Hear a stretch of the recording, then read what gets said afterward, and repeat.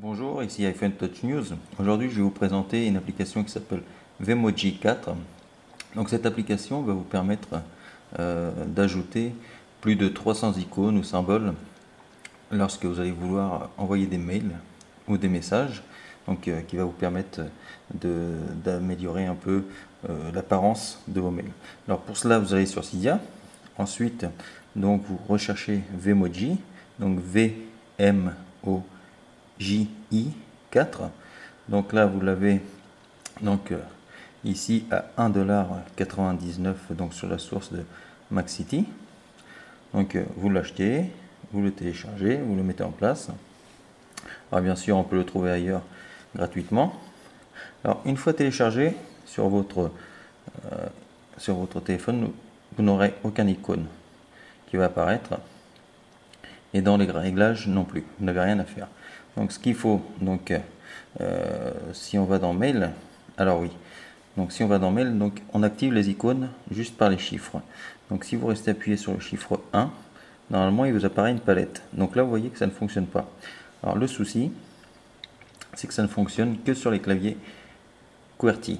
Donc pour cela, vous allez dans Réglages, donc vous allez dans Général. Ok, donc clavier, donc clavier internationaux, ajouter un clavier, donc là anglais. Ok, donc pour que cela fonctionne, on modifie, on supprime le français, donc modifier, supprimer. Ok, bien sûr, si vous voulez le remettre en place, il n'y a pas de souci, vous revenez et vous le remettez. Donc là, ok. Donc maintenant, on retourne sur notre mail. Donc, mail. Et donc là, voilà, QWERTY, vous voyez.